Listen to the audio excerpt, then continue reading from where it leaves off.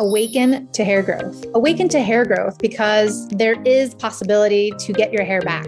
Awaken to hair growth because we're not told that we're able to conquer and overcome alopecia. Awaken to hair growth because I want to be a positive light and beacon for you because I've healed my alopecia and now I help others do the same with different types of alopecia, men, women, children of all ages, of all races and ethnicities.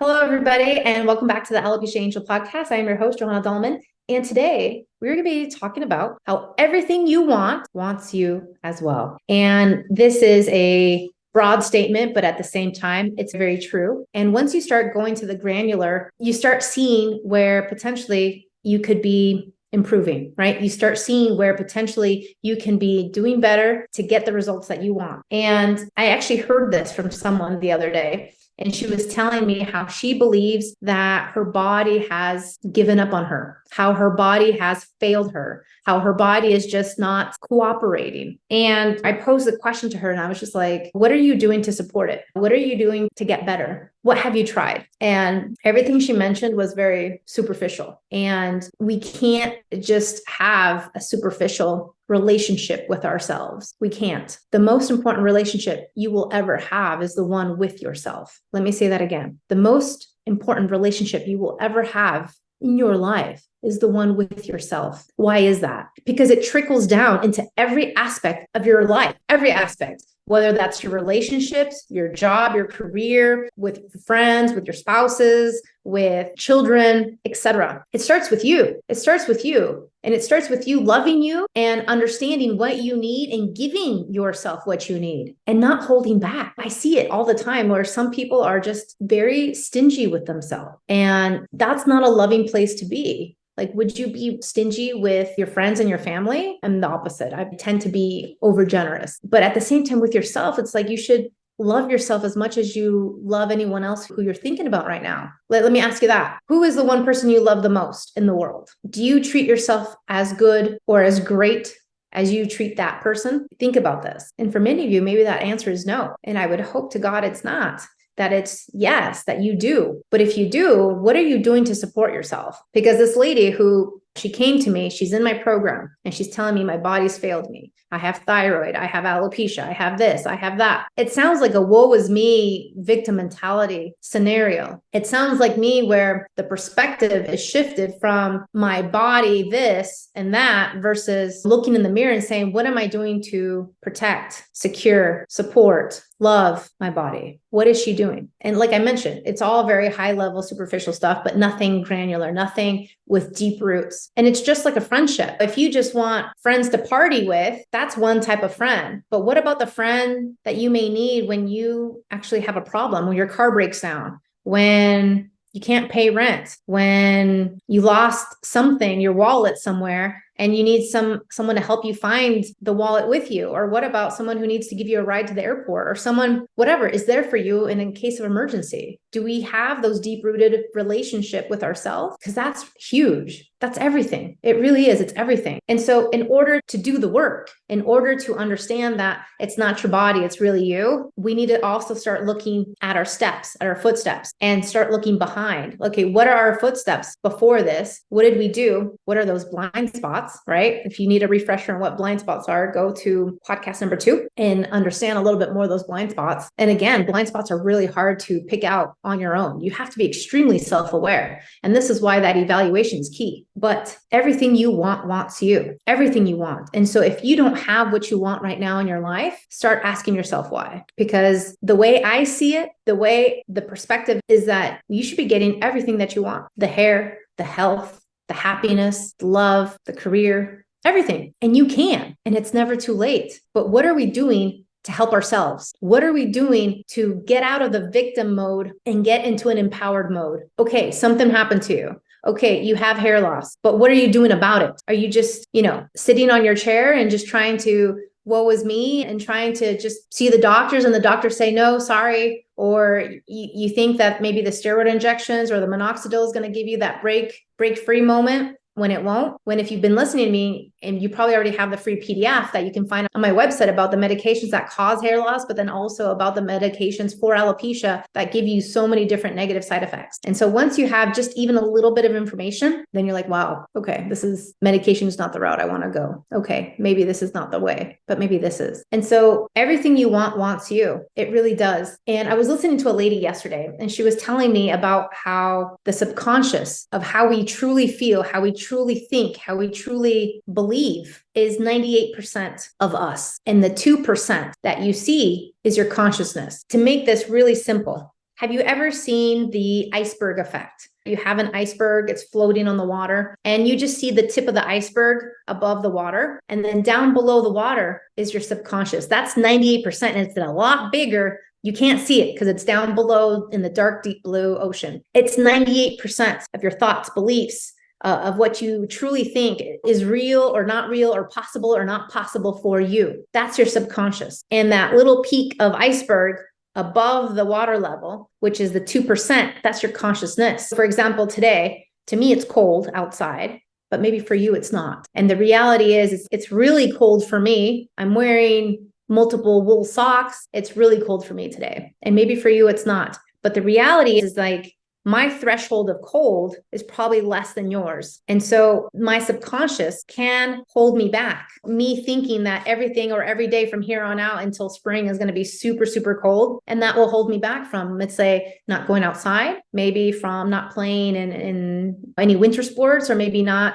doing other activities, or not wanting to just go outside in general. Ways that your subconscious can hold you back is by those penetrated beliefs, those thoughts that either we inherited, either that were brought to us, either that were told to us and we just accepted without questioning. For example, one belief that I see many times in the beginning is that there's no cure for alopecia. That's a very common belief. And where did most people get this belief? They got it from the doctor's office. They got it from Google. They got it from an internet search. To me, those aren't any valid resources or people to say, hey, stop me in my tracks of finding a better way. I found a better way. And as you can see, I have my hair today and I'm loving life.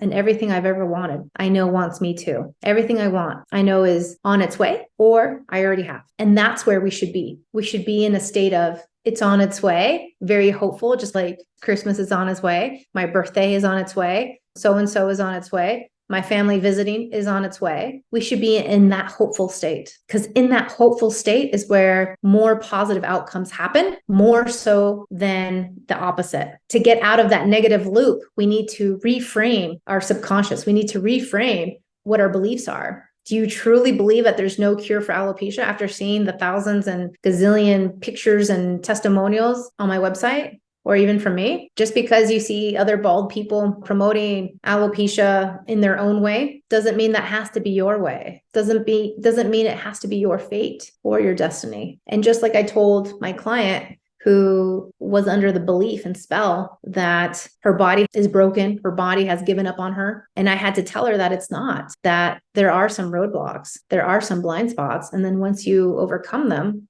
once you fix them, everything's better. Just like when you have a leak in the roof, once you fix it, everything's better. No more leaky roof. But what happens when you let the leaky roof persist? That leaky roof starts leaking in multiple places, and then the hole where the leak is gets bigger and bigger. And things get worse. It's not just damage to the roof, but maybe damage to the furniture or the kitchen or anywhere else, or maybe the floor, right? And so these are things that you want to keep in mind. Like, where did your belief come from? Where did your thoughts and your feelings about something come from? Because potentially they're skewed. I was talking to my neighbor yesterday, and she has all four kids homeschooled. And she's got a 2-year-old all the way to an 11-year-old. And she started homeschooling for various reasons. And she tells me it's the best thing ever. But before, she was very hesitant. Before, she was almost not really willing to be open to the idea of homeschooling. She thought that her kids would be antisocial or backwards or a little weird or a little this or a little that. And it's just the opposite. All her kids are very social, very outgoing, very smart, etc. And sometimes our perspectives lead us to believe one thing when in reality it could be another. And so we have to question,